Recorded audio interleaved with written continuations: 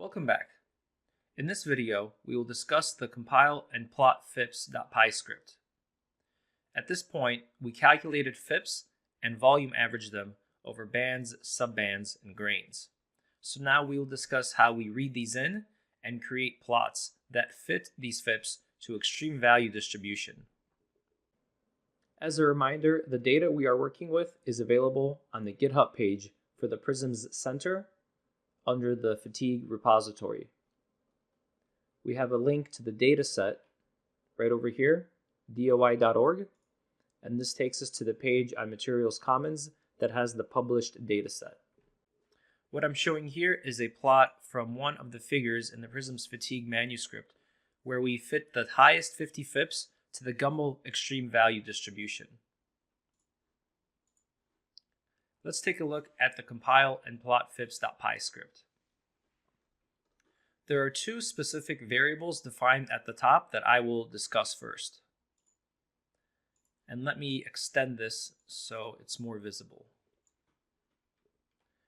So what I'm doing here is I'm defining the locations of a set of data that point to the FIPs from different types of microstructures that we simulated.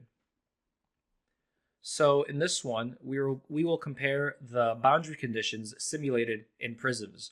So what I have listed here is this path to the tutorial folder, and then we list the cubic equiax periodic, cubic equiax free surface, random equiax periodic, random equiax free surface, and the same for the rolled. So what we will use this is to create a plot where we compare the FIPs from these sets of data. So specifically, we will compare the effect of texture and the presence of a free surface on the FIP extreme value distribution. In the second one, we will compare the shape. So in this case, all 6 of the data sets are from simulations with fully periodic boundary conditions. We still have 3 textures, cubic, random, and rolled, but now we have equiaxed and elongated data sets. This is a very modular and effective way to quickly point to what FIPs should be plotted and compared. And in the 2 cases here, this corresponds to the plots in the Prisms-Fatigue manuscript, but users will modify this when they create new microstructures and simulate them. So let's look at the main function and describe the variables set by the users. The first one is directory. Now, in this case, it's not the directory that contains any one of these folders, but the directory to which we should store our plotting information. So in this case, we will simply save this in the tutorial folder. What this means is that the plots we create will end up in the folder here. The next thing we specify is the mat, and I will talk about what this means when we get to the plot FIPs function. But this basically will determine what we're trying to compare when we plot. FIP type simply specifies what volume averaged FIP we should plot, and averaging type specifies what volume averaging scheme we should read in from the pickle files. The analysis type determines whether we plot FIPs fit to the extreme value distribution or whether we should plot FIPs as a function of their distance to the free surface. In this case, we want to see if there's any correlation between where the highest FIPs occur and their distance relative to the SVE boundary. And analysis type is set here at the top of the script. So if we want to plot the FIP extreme value distributions, we will then determine how many of the highest FIPs should be plotted and whether we want to fit these to the Gumbel or Fichet extreme value distribution. At that point, the plot FIPs function is called. Depending on what we specify for mat, this will determine what FIPs we plot. So if mat is equal to prisms compare BCs, locus points to this variable we set at the top of the script that simply points to the location of the FIPs that vary in texture and the boundary condition. So we will compare, in this case, periodic versus free surface effects for the three textures. The values in the variable names are used for the legend of the plot. We can also specify the number of columns in the legend and the marker, color, and shapes we used for the plot. Hollow and full determines whether every other data set should be plotted with hollow markers. So this will allow for easy comparison. This first definition of MAT is to compare simulations with different types of boundary conditions. And the second one here is to compare simulations with different grain morphologies. The first plot we will generate will be to compare FIPs from different types of boundary conditions. So let's copy this variable MAT down in the main function. So we will specify MAT in the main function as Prisms-compare-BCs. So the next part of the function reads in the FIPs. This section of code will look for a .p file with compiled FIPs in this folder.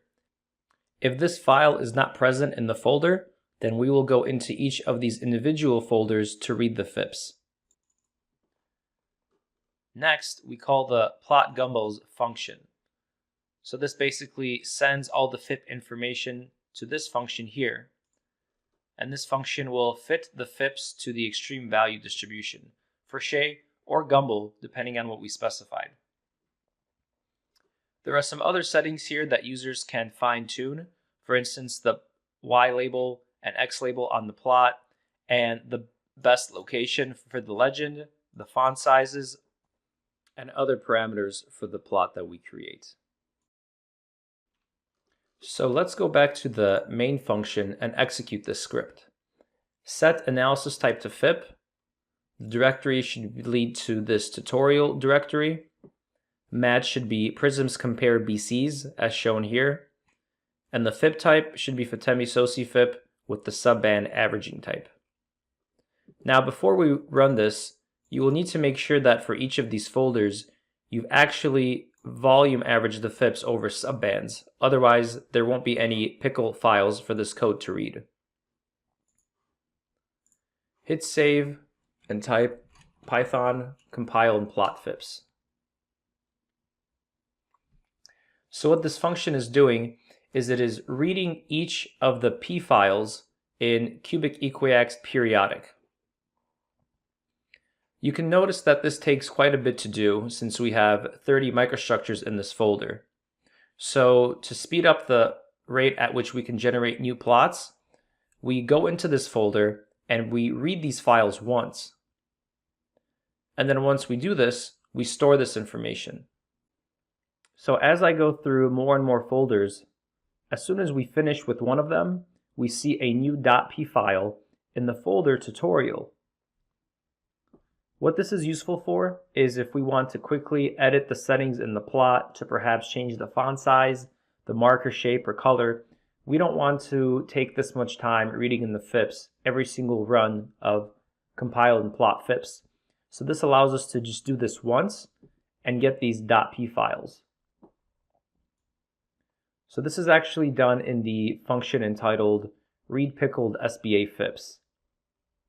Depending on the averaging type and the FIP type, the code will look for files that have this name. And it will go through and read these and then report this back to the plot FIPs function. So let's fast forward. We now went through each of these 6 folders that are associated with Prisms-compare-BC. And we have a .png file which took these FIPs and fit them to the extreme value distribution. And this is saved right in that folder.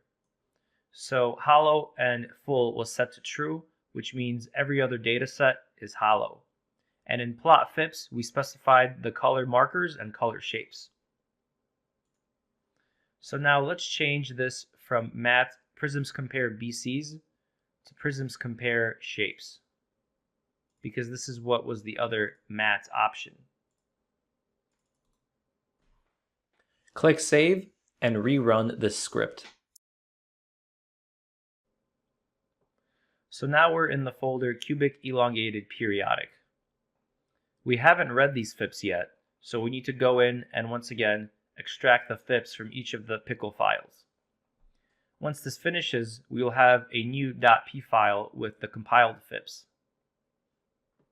One thing to note is that we have thousands and thousands of subband averaged FIPs. So in this .p file, we need to specify how many we want to save. There is a variable entitled num_fips_extract that specifies how many FIPs we want to extract from the entire folder and save to this pickle file.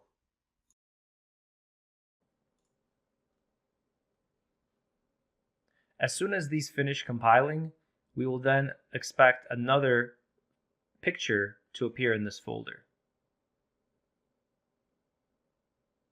Now we have the other plot, which compares the effect of different shapes.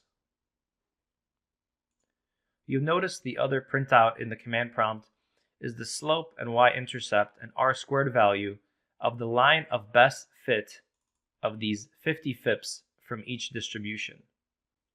Because this is just a demonstration video for how to use this script, I won't go into detail for these results, but they indicate that the cubic texture has the lowest FIPs compared to the random and rolled, meaning that the cubic texture would be most resistant to fatigue crack formation.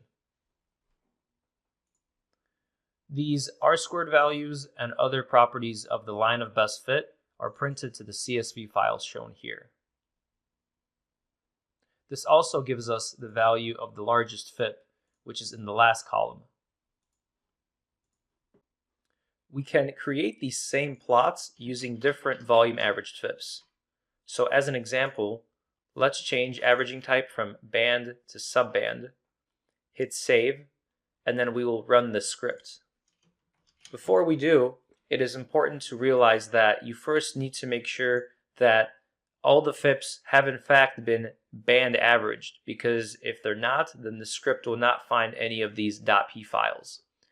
So here I'm showing that I did in fact already average FIPs over bands. So let's run this function. You'll notice that we go through each pickle file much quicker, which was the same case when we volume averaged FIPs over bands. And now we have our plots, so let's investigate it. The new plot we created will be entitled band instead of subband in the center here. So we can open this and let's put it side by side with the one for subband FIPs.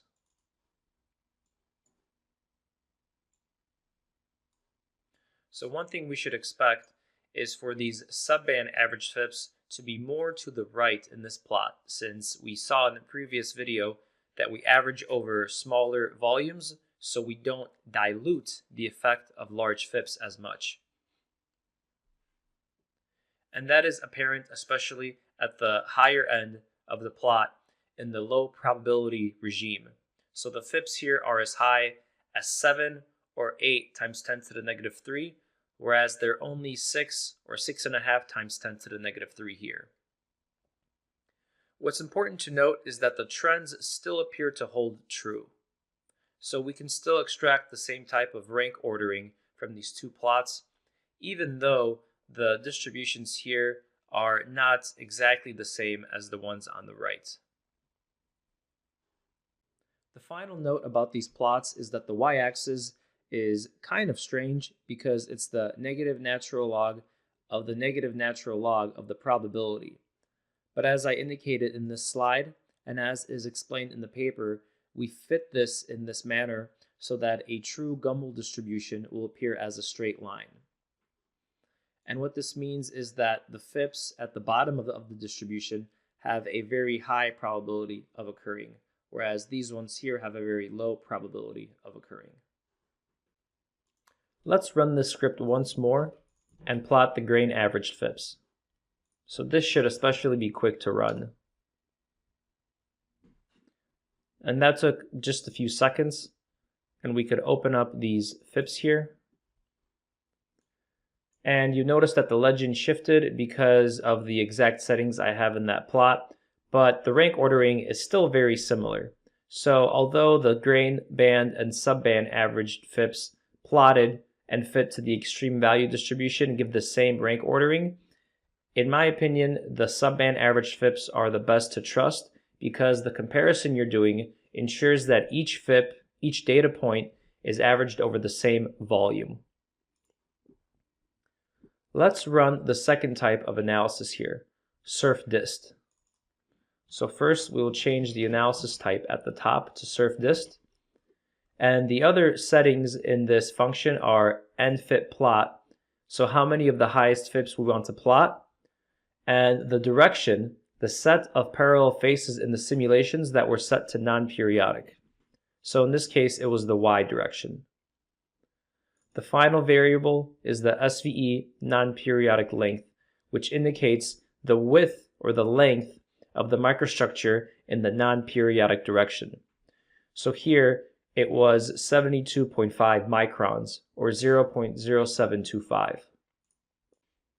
So I ran this script and I got an error, and that is because I forgot to change the material. So we want to compare the effect of a free surface, specifically whether or not the FIPs appear close to the free surface. So mat should be changed. If we go to plot extreme value distribution FIP distance, the mat option that we have is Prisms compare BCs. So let's change this to, let's change mat to Prisms compare BCs and execute this script. I get another error. This one says this function is only compatible with the subband averaged FIPs. So these are some checks that I put in the code itself. And let me execute this script now to make sure the FIPs start to compile. So what we're doing now is we are once again going through each of the .p files in these folders, and we are extracting not only the value of the FIP, but the distance of that subband to the free surface, as indicated by this non-periodic dir, y. Let's talk about that error that I just got. So the way I coded this function up was I am allowing only this function to run for the subband averaged FIPs, because these are much smaller in size, so it's easier to try and find a correlation between the FIPs and their distance to the SVE boundary. Because if I were to do this for the grains, well, this wouldn't really tell us whether or not it's a certain region in the grain that is close or far from the SVE boundary.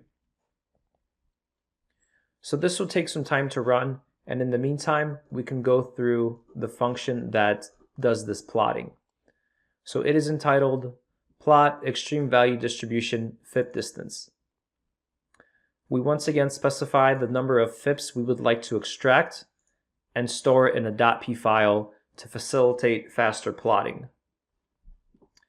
Mat is defined in the same manner here, and we once again define the names for the legend, the location of the files, the number of columns, and the marker colors and shapes. We still specify whether we want hollow and full, so whether every other data set should be plotted as hollow.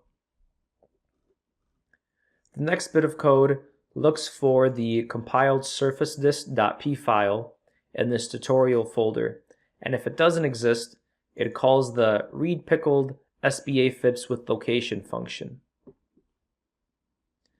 This function, once again, searches for the subband averaged pickle file, extracts the FIPs, and then looks to find the centroid of the subband in which that highest FIP occurs.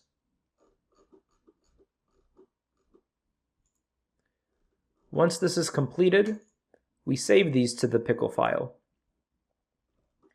The remainder of the script plots these FIPs and then saves it as a PNG file at the bottom here. So we can minimize this, and now we just wait for this to finish plotting. So the script is done, and we have some extra printouts at the bottom, and these are the average distances of the 10 highest FIPs with respect to the boundaries of the SVE. So let's look in the folder at our new files. We have new .p files, So these are a bit larger in size because we're also storing the distance of the FIP to the SVE boundary in addition to the FIP itself. We also have a new type of plot, and that is indicated at the bottom here. So this plot simply takes the 10 highest FIPs and plots it as a function of the distance to the free surface. So what we're showing here is that for the solid markers, these are FIPs from simulations that are fully periodic. So these should be distributed evenly throughout the microstructure. Whereas the hollow FIPs, these are FIPs with a free boundary in the simulation. And these are occurring slightly closer to the free surface. So what this indicates is that there is some correlation when a free surface is present in the Prisms-plasticity simulations. The highest fatigue crack formation driving forces appear closer to the boundary, to the free surface. Although this is only true for the random and rolled crystallographic textures, not so much for the cubic textures. So let's look at this diagram. What we want to emphasize is that the solid markers are from simulations that are fully periodic, which would correspond to case 1, whereas the hollow markers are from simulations that correspond to case 3, where we are periodic in the x and z directions and only non-periodic in the y direction. So the values here, distance from the free surface, correspond to where those subbands are relative to these orange non-periodic faces in case 3. Here are some final notes for this script. Right now, the averaging type for surfed dist plot is limited to the subband average FIPs, but users can change this to grain if they would like to. Some other functions I did not talk about are entitled prettify frame, that essentially makes the plot pretty, and this function at the top entitled read FIPs from single SVE. So this function may be useful to users that simulate very, very large microstructures, because once you do this and you average FIPs over subbands, you will get a very large .p file, perhaps gigabytes big, that will take a long time to parse through. So what we do here is we don't extract the single highest subband average FIPs from every grain, but we only extract it for the 250 largest FIPs, because those microstructures may contain tens of thousands of grains. One thing I forgot to mention is that when we go through and extract the FIPs from the microstructures, so when we go to this read pickled SBA FIPs file, we look for the single highest FIP per grain, whether that be grain averaged, band averaged, or subband averaged. Let's summarize what we discussed in this video. We talked through how this script extracts FIPs from .p files and fits them to extreme value distributions. We also examined a plot that determines the location of the highest FIPs with respect to the non-periodic SVE boundary. In the final video, we will examine how to create a computational gamma plane. Thanks for your attention, and I'll see you next time.